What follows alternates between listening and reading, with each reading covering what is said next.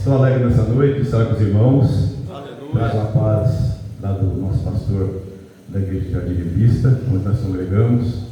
Nosso pastor Carlos, que me acompanha, é muita alegria ele estar comigo, e é bom estar junto, né? Andar sozinho é ruim, Jesus andou com 12. Então nós temos que aprender a andar com alguém, né? Quando nós andamos com alguém, nós somos ajudados por esse alguém. Estou muito alegre, a entrega dos irmãos aqui diante do Senhor, né? De joelhos, orando, né? E isso é muito importante diante de Deus. Eu tenho observado nessa pequena congregação as ações dos irmãos, né? E o Senhor tem muitas bênçãos para dar para os irmãos. Aleluia. Pedro, uma certa feita, questionou Jesus: eis que largamos tudo para te seguir, o que nós vamos ter? Jesus respondeu a ele: aqui nessa vida 100 vezes e a vida eterna. Precisa de mais alguma coisa? Amém? Então é motivo de alegria estarmos aqui para servir o Senhor. Meus irmãos, o culto aqui vai até as 9h30? 9h30, porque lá nós congregamos das 8 às 9, né? Aí quando falou 9h30, fiquei um pouco, quis confirmar. Amém? Para nós não passarmos do horário. Meus irmãos, o Espírito Santo colocou uma palavra no meu coração, lá, segunda carta do apóstolo Pedro, segundo escreveu Pedro, a partir do capítulo 3. Amém? A gente vai ler 14 versículos. 14 versículos. Eu falei, se o culto for até as 8, aí eu vou resumir a leitura. Mas como o culto vai até as 9h30, dá para fazer a leitura completa. Amém, meus irmãos? Amém.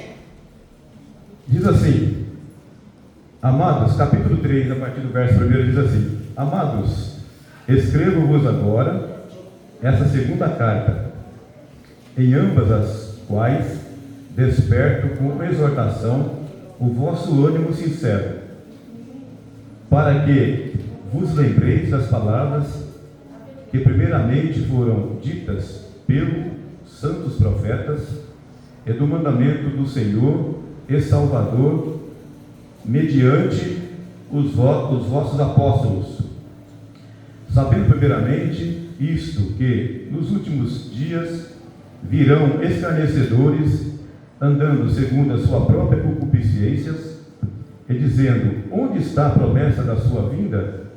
Porque desde que os pais dormiram, todas as coisas permanecem como estão, todas as coisas permanecem como desde o princípio da criação. Eles voluntariamente ignoram isso, que pela palavra de Deus, já desde a eternidade, existem os céus e a terra, que foi tirada das águas, e no meio das águas subsiste, pelas quais coisas pereceu o mundo, e então, pelas quais coisas pereceu o mundo, de então coberto com as águas do dilúvio. Mas os céus e a terra que agora existem,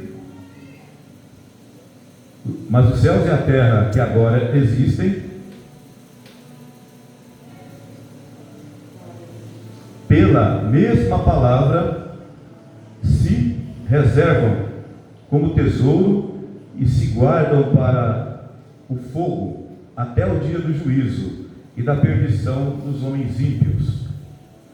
Mas, amados, não ignoreis uma coisa, que um dia para o Senhor é como 1000 anos, e 1000 anos como um dia. O Senhor não retarda a sua promessa, ainda que alguns a tenha por tardia, mas é longânimo para convosco, não querendo que alguns se percam, sendo que todos venham a arrepender-se. Mas o dia do Senhor virá como ladrão de noite, no qual os céus passarão como grande estrondo, e os elementos ardendo se fundirão, se desfarão, e a terra e as obras que nela há se queimarão. Havendo, pois, de perecer todas essas coisas, que pessoas vos convém ser em santo trato e piedade, aguardando e apressando-vos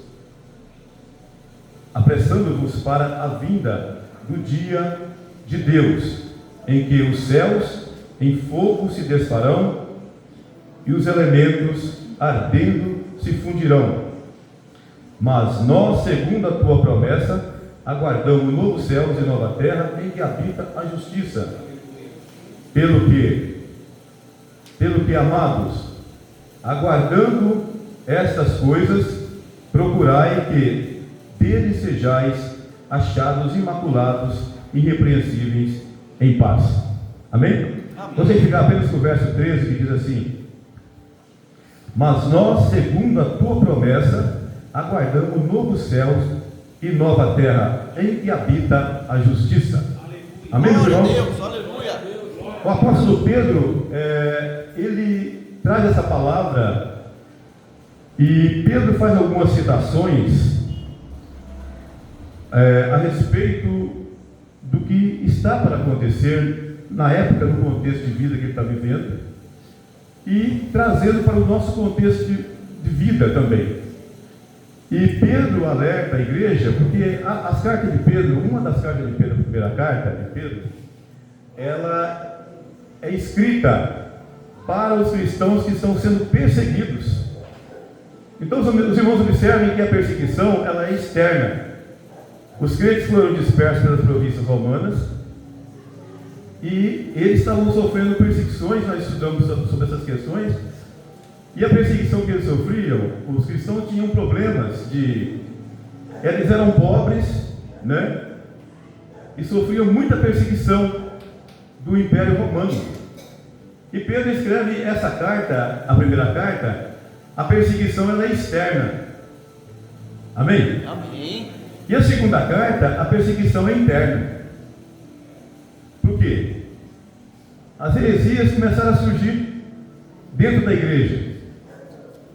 Os judaizantes, aqueles que ensinavam que deveriam circuncidar, os falsos mestres estavam inseridos na comunidade. E eles começaram a dizer: balela, esse negócio que Jesus vai voltar, isso não é verdade. Os escarnecedores escarneciam, eles estavam inseridos no meio da comunidade. O que eu quero chamar a atenção dos irmãos?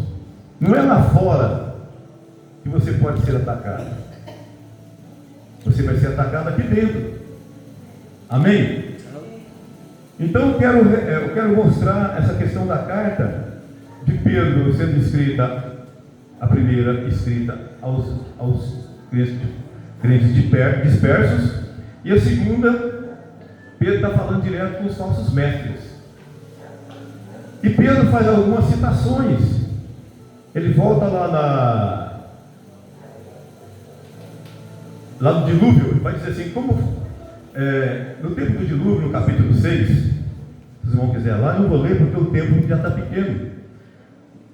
Gênesis capítulo 6, 11, vai dizer que a violência, ela se multiplicou em extremo, e o homem vivia muito, o homem tinha vida longínqua, o homem vivia 777 anos, 600 anos, e os irmãos podem imaginar a corrupção. E surgiu um cidadão chamado Lameque, e Lameque foi o primeiro homem a ter mais de uma mulher. O gênero corrupto da corrupção aumentou, a violência de tal maneira. E Pedro está exatamente trazendo esse passado, esse acontecimento, porque Pedro, antes dos evangelhos ser escritos, o que eles tinham? O Antigo Testamento. E Pedro está citando a corrupção que aconteceu, ele está mostrando claramente o juízo de Deus sobre aquele povo. E Jesus faz uma citação no Evangelho segundo escreveu Mateus, capítulo 24, 37 e 39, Jesus vai dizer assim: como foi nos dias de Noé, assim será também a vinda do Filho do Homem. Casavam-se, davam-se em casamento, até o dia em que Noé entrou na arca e veio o dilúvio e levou a todos. A nossa arca hoje é Jesus Cristo. Amém? A nossa arca é Jesus Cristo. E a palavra diz, o Senhor Jesus também se valia do Antigo Testamento, porque Jesus era um leitor do Antigo Testamento. Jesus, ele cita as Escrituras, que é o Gênesis, dizendo assim: como foi nos dias de Noé, assim será também a vinda do Filho do Homem. Casavam-se e davam-se em casamento, até o dia que Noé entrou na arca, e veio o dilúvio e levou a todos.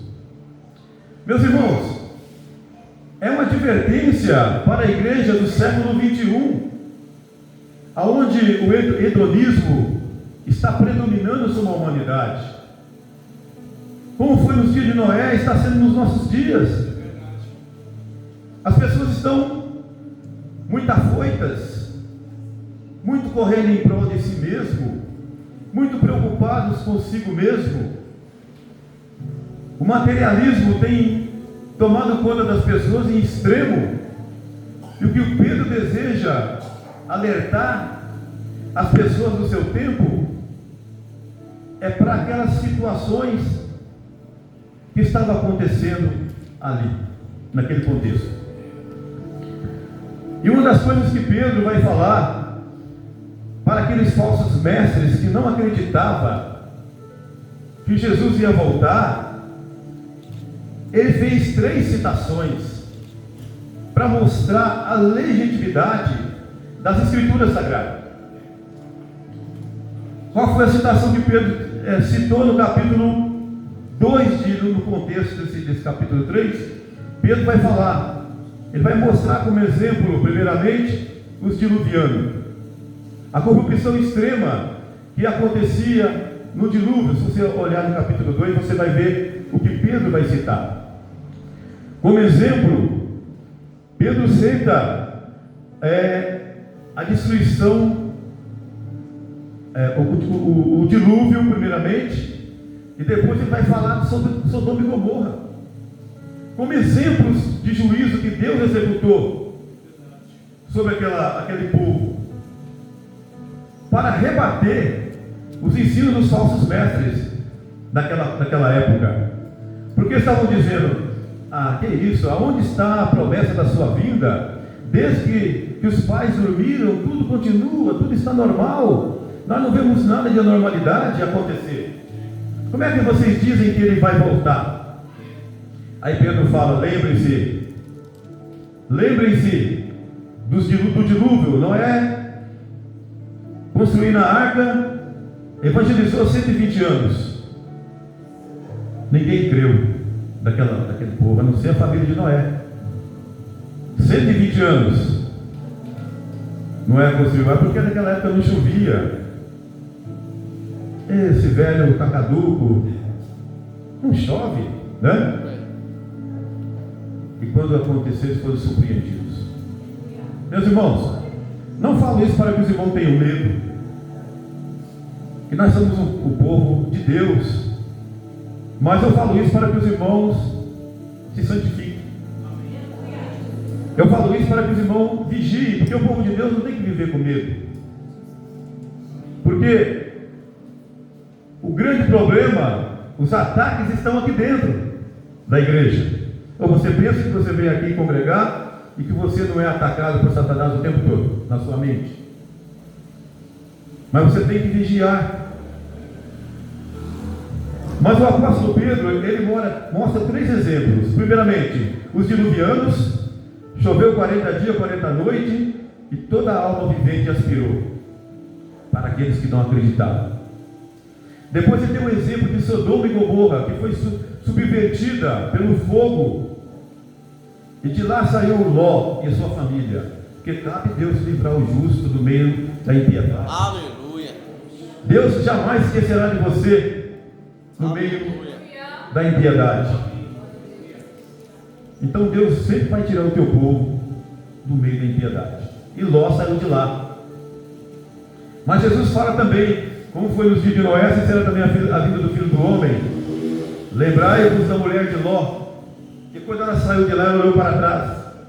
E quantos cristãos estão na casa de Deus e estão olhando para trás? Amém? Amém. Estão olhando para trás. Então ele citou, Pedro cita os diluvianos sendo perecendo na água, Sodoma e Gomorra, a cidade foi subvertida pelo seu pecado, porque os falsos mestres estavam dizendo, ele não vai voltar. E Pedro fala, assim como houve entre o povo falsos profetas, assim haverá também no meio de vocês falsos profetas. A violência que estava ocorrendo naquela época, naquele contexto, não é diferente da violência que está ocorrendo na atualidade. Isso mostra. Aí Pedro vai dizer também que o Senhor é longânimo, não querendo que ninguém se perca. O fato de Deus ser longânimo, porque a palavra de Deus diz, Deus não retarda a sua promessa, ainda que alguns a tenham por tardia. Mas se Deus não retarda a sua promessa, então por que você acha que ele está demorando? Ele não está demorando. Ele está sendo longânimo. Porque o Deus não se atrasa. Amém? Ele está sendo perseverante para que as pessoas se arrependam dos seus pecados. Diante desse quadro, diante de tudo que vai acontecer, Pedro orienta os seus leitores a santificar, a serem vigilantes. A igreja do século 21 está vivendo no meio de extrema corrupção, e nós temos que ser um Noé, apregoeiro da justiça. Noé foi chamado apregoeiro da justiça. E Jesus diz, vós sois a luz do mundo, né? Vós sois a luz do mundo, vós sois o sal da terra. Se o sal for insípido, para que serve o sal? Naquela época, Jesus está querendo dizer, quando o sal não servia mais, jogavam na porta do templo para ser pisado pelos homens, que se tornou insípido. Mas você é uma luz, você é um astro. Alguém está olhando para você. Alguém está olhando para a luz que está no seu coração, brilhando todos os dias. E você deve proclamar essa palavra e dizer, Jesus vai voltar, Jesus vem, Jesus vem. Não importa o que você está vivendo, se é uma situação difícil, se você está passando por algum momento difícil na sua vida, continue dizendo, Jesus vai voltar. E Ele não vai se atrasar. Porque alguns têm a volta de Jesus como tardia. Mas Pedro fala, 1000 anos para Deus é como um dia, e um dia para Deus é como 1000 anos. O jeito de Deus, o tempo de Deus não é o nosso. Porque o tempo de Deus é sobre o tempo que Ele criou para nós. Amém? Que é o tempo do relógio. Fala para o meu filho, é o tempo do relógio. Divide no meio, né? Meio-dia, meia-noite. É assim? É assim, pastor Bruno? A gente fica ali olhando ali, quando dá meio-dia, aí começa 1, 2, 3, 4. É o nosso tempo. O tempo de Deus é o tempo Cronos. É o tempo que Ele está acima. É uma palavra grega, Cronos. Ele está acima do tempo dos homens. Ele criou o tempo para nós. Mas Deus não depende do tempo. Amém? Porque Ele é Deus. Mas Pedro, ele vai dizer assim, a terra vai queimar, como diz o apóstolo, como diz o autor dos Hebreus, fala que esse céu que agora existe vai ser descortinado, porque Deus é onisciente, onipotente, onipresente, mas as obras que Ele criou vai se desfazer, vai pegar fogo, vai queimar. Primeiro momento Deus destruiu o mundo com dilúvio, com as águas, agora será com fogo.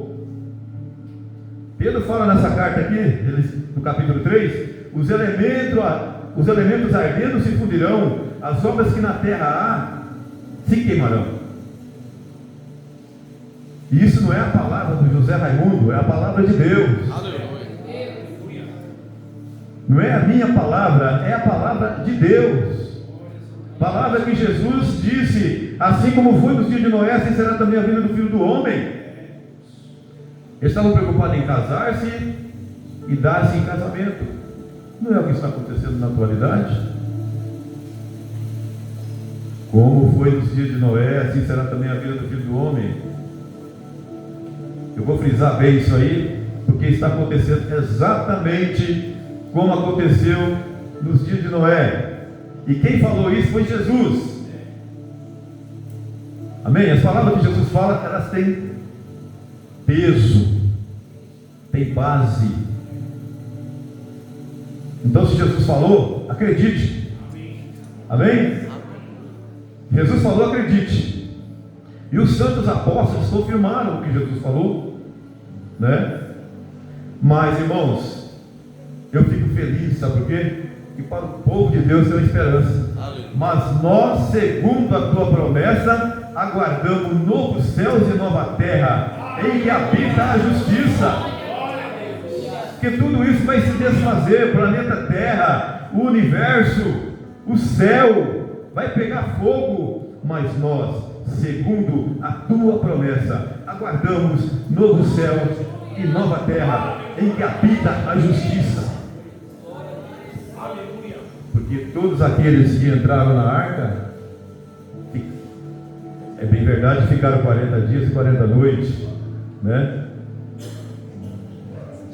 Foram salvos. Mas, irmãos, Pedro alerta os seus ouvintes que se santifiquem, que vigiem, que esteja alerta. Amém? Aleluia. Paulo, escrevendo a Timóteo no capítulo 4 da primeira carta, ele fala: nos últimos dias apostatarão alguns da fé, dando ouvido a doutrina de demônios e a espíritos enganadores. Irmão, nunca se propagou tanta heresia nesses últimos dias. Nunca apareceu tanta gente falando de Jesus Cristo sem ser de Jesus Cristo. Né, pastor Mano? Eles aí ouviram uma jornalista que não tem nada a ver com o Evangelho, contradizendo as palavras de Jesus Cristo, dizendo ao contrário, que essas coisas que nós acreditamos não é verdade. Ela dizendo, e trazendo, mas não traz nenhuma comprovação bíblica. Irmão, se alguém estiver falando algo e não trazer comprovação bíblica, não mostrar dentro das escrituras sagradas, que é a nossa base de fé, que é o pilar, que é a estrutura, nem acredite, que é o mais um falso profeta. Tem que provar dentro das escrituras, tem que mostrar. Amém? Um alerta para os irmãos: se ouvir alguém falar algumas coisas e não citar essa estrutura bíblica, esse pilar, caia fora. Que é falso profeta, é o espírito do anticristo. Vinha falando com o pastor Carlos a respeito do espírito do anticristo no tempo de João. João disse: já está no mundo. Naquela época já se passaram 2000 anos, né? Aproximadamente. João disse há 2000 anos atrás: já está no mundo. O espírito do anticristo já está no mundo. Deus naquela época continua operando. Não houve a manifestação do anticristo ainda, mas o espírito dele já está no mundo. E os crentes devem ficar vigilantes, atentos. Mas a esperança é: nós, segundo a tua promessa, aguardamos novos céus e nova terra, em que habita a justiça, irmãos. Nós estaremos seguros, continuaremos crendo, porque o Senhor Jesus levará os seus para a eternidade. Nós não seremos pegos de surpresa. A palavra também diz que nós devemos ser sóbrios. Nós não podemos estar embriagados. Não é embriagado com vinho, não é embriagado com bebida, mas embriagados com o sistema que todos os dias aparece na nossa frente, né? Atualmente as redes sociais têm tomado conta das pessoas. Não digo que a pessoa não acesse a rede social, mas que tenha uma moderação para um período para orar, um período para... A gente precisa achar esse espaço, senão nós seremos tomados, né, pastor Bruno? Seremos tomados por isso e passaremos a orar menos. Eu sou cristão desde 1983, é um tempo que não existia essas coisas, rede social. Então o crente tinha mais tempo para buscar a Deus. Eu me lembro que em algumas épocas o pessoal estava no meio dos matos fazendo campanha, orando.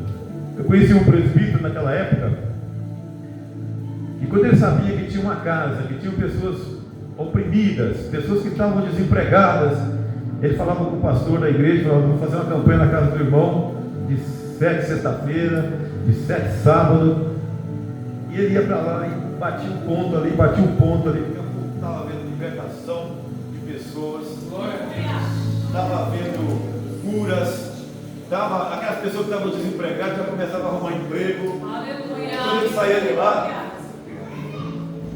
ele saía de lá, as pessoas estavam empregadas, as pessoas estavam libertas, porque as pessoas tinham mais tempo para Deus.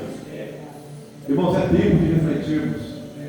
Muitas vezes as redes sociais nos chamam para poder ver um vídeo, ver isso, ver aquilo, mas nós temos que ter o autocontrole em nós mesmos, para nós não sermos tomados por esse social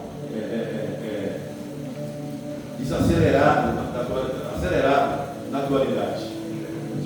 Amém, meus irmãos? Então o apóstolo Pedro,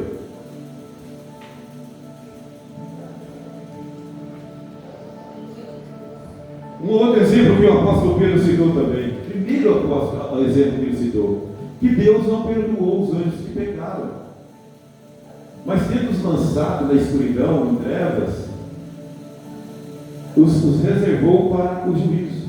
Tudo isso como exemplo, porque os falsos mestres estão dizendo: Jesus voltar, isso não vai acontecer. Aí Pedro mostra os exemplos.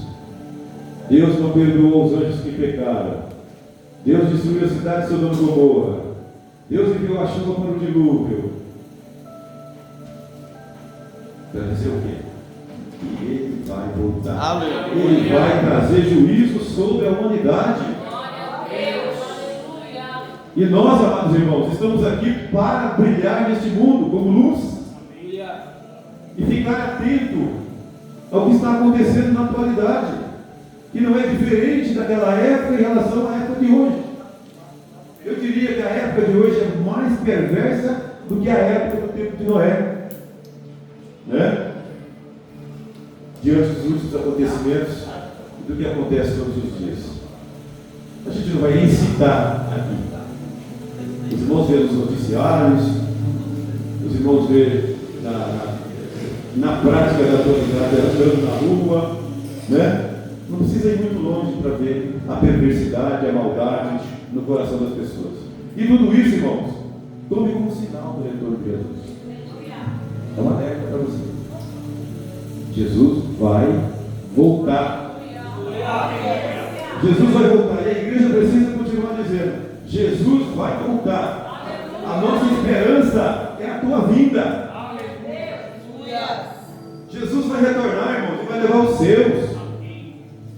E essa é onde Pedro estava firmado. E para terminar,